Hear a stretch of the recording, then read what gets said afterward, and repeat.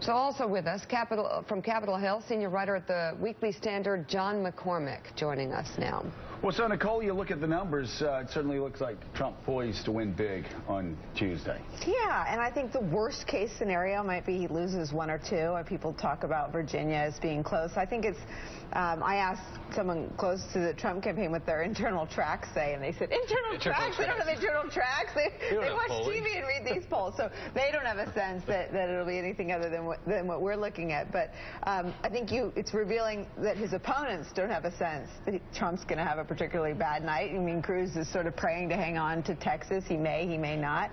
And, you know, there's some talk that Kasich or Rubio may encroach on his numbers, maybe not beat him, but do well in 2 states. So you're looking at him definitely winning 8 states, possibly 11. Sounds like a pretty good night. So, John McCormick, let's ask a question people have asked before and always given wrong answers. Do you think the controversy over this past weekend regarding David Duke and the KKK will hurt Donald Trump in any of these Super Tuesday states? It should. I think it may. I think that a lot of Southerners don't like the idea that they're being treated as if they're racist, and that if you play coy or play footsie with the KKK, that you're going to be helped in the South. I think there will be maybe a little bit of a backlash. Maybe it's too late, but I do think these comments, they're so politically toxic. You know, this is a Todd Akin moment. Todd Akin didn't get to walk back the legitimate rape comments. Donald Trump doesn't get to walk back the KKK comments. Well, so for a general election, just toxic here, and I think it ensures that this fight goes on after Super Tuesday. Mathematically impossible to get such a big delegate lead tomorrow night that the race is over. So this race is going to continue. Maybe Trump will end up winning. He's ahead and everywhere right now. But this race isn't going to be over for another month. So if you think this hurts him, I definitely think the clock is ticking on him doing a really definitive, heartfelt, disavowing walk back and discussion with Americans about exactly how he feels about racism, the Ku Klux Klan, and David Duke. And this argument that many people in his campaign and people are emailing us saying he said later in the day he disavows.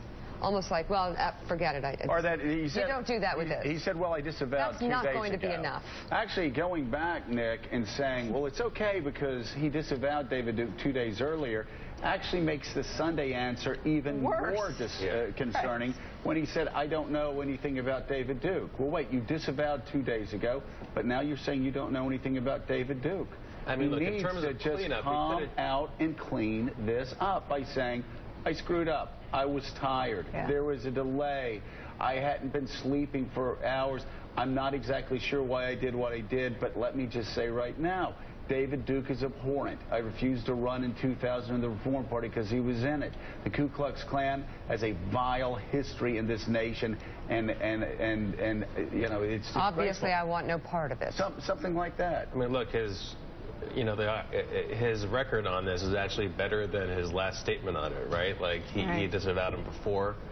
It seems easy to come out and say, you know, I messed up, but he's not. And there's a certain pride at work, I think, there. He doesn't want to back down because the people he'd be backing down from are, you know, the media, the establishment. He doesn't want to do that. But it would seem to be very easy. I think even people who actually are racist hate being associated with the KKK.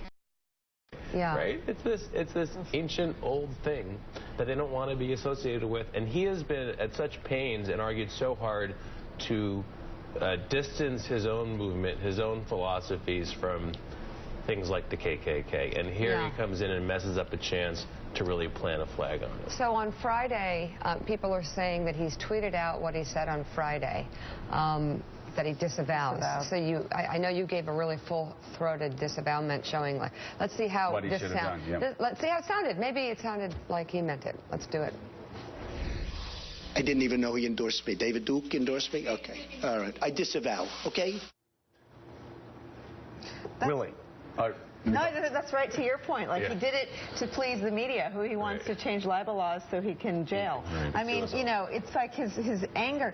I think that he's at his best when he's totally in sync with his supporters and why they want him there and what they think he can do for them. He's at his worst when he's facing what he feels like is a critique from a politically correct media establishment. And instead of answering this question in the spirit of what all the supporters want him to go to Washington and do, he's answering it in the spirit of a combatant with the establishment media, and he's at his worst when he does that. John, if Trump doesn't back down on the Klan or David Duke, if he moves forward and claims he doesn't have enough information to disavow the Klan, do you think this means that the Republican Party breaks into? I know Ben Sasse, the new senator from Nebraska, has said that it certainly would, and he can't imagine that there wouldn't be a conservative candidate coming out specifically to stop Donald Trump from being elected president as an independent. Do you think that's going to happen?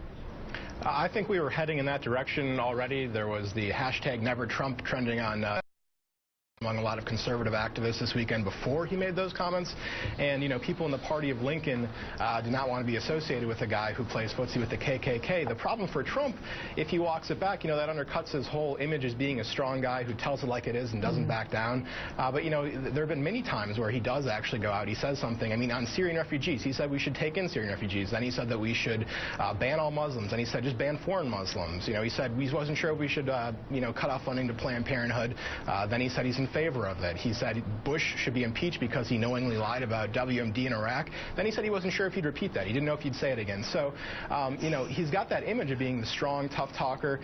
Backing down on such a high-profile story like this that's being covered around the clock, that undercuts his message as being bold and tough and strong. But on the other hand, he can't stand by something that vile. John McCormick, thank you so much. Nick, stay with us.